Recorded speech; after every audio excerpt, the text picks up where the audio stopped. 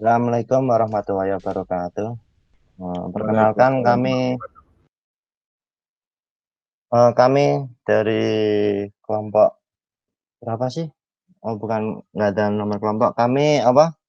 Di sini akan menjelaskan mengenai algoritma Dijkstra yang mana dengan studi kasus yakni mengukur apa jalur terpendek dari pencarian rute ke Amikom dari masing-masing entah rumah, kos ataupun manapun.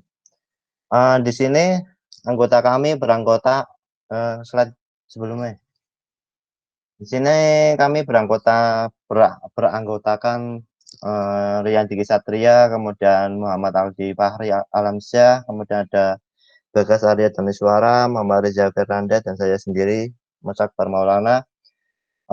Untuk alasan kenapa kami memilih algoritma Dijkstra ini, yang pertama karena sudah dijelaskan sama ibunya atau teman-teman kami pada pertemuan sebelumnya, sehingga kami sedikit lebih mengerti mengenai algoritma ini. Kemudian juga untuk mempermudah orang mencari rute tercepat ke Amikom. Jadi untuk solusi mungkin maba-maba baru yang tidak tahu arah Amikom ataupun tahu cuman tapi belum mengerti ada jalan yang lebih cepat, sehingga kami memberikan dari masalah tersebut.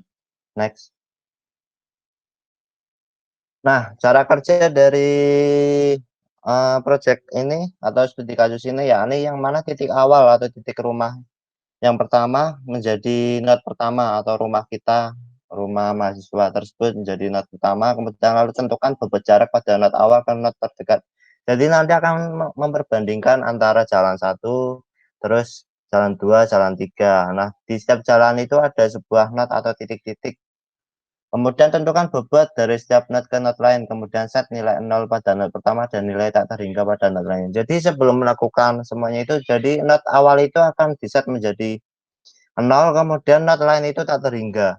Kemudian atur node awal sebagai node keberangkatan, yang mana node titik awal itu menjadi node keberangkatan. Kemudian pada node keberangkatan perhitungkan node lainnya yang paling dekat dengan keberangkatan yang belum dilalui dan perhitungkan jarak dari awal keberangkatan. Jika jaraknya lebih kecil dari jarak sebelumnya atau yang telah diperhitungkan sebelumnya, hapus data yang lama, simpan ulang data jarak sebelumnya. Jadi maksudnya itu begini.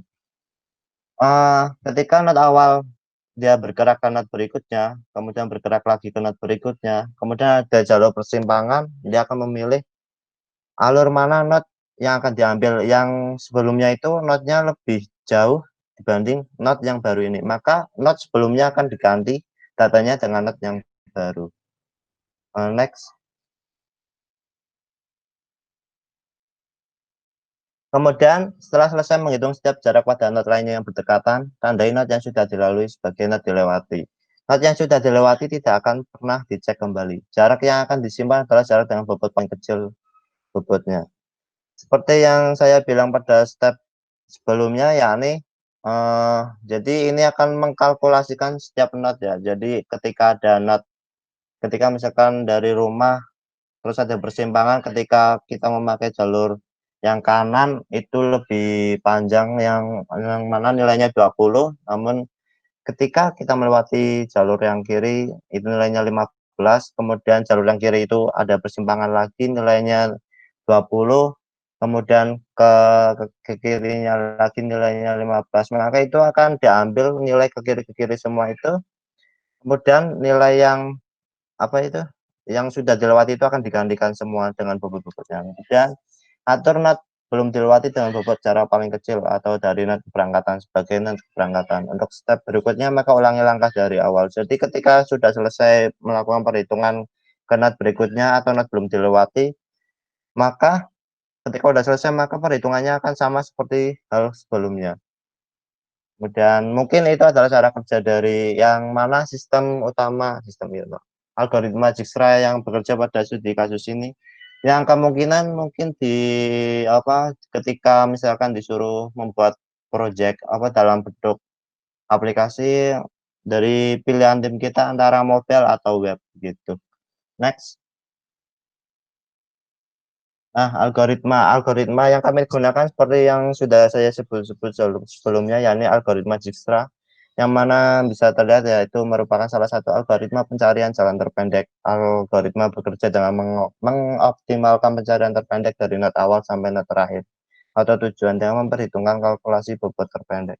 Jadi algoritma ini itu salah satu algoritma pencarian jalan terpendek ya. Kemudian sebenarnya ada beberapa algoritma lagi, namun kenapa kita memilih di sini ya karena seperti yang saya sebut di awal tadi, karena dari pertemuan sebelumnya dari teman-teman kami sudah menjelaskan ini dan kami ingin membuktikan apakah memang ini benar-benar bisa bekerja untuk mencari sebuah jalan terpendek dengan mengimplementasikannya di mobile ataupun di web.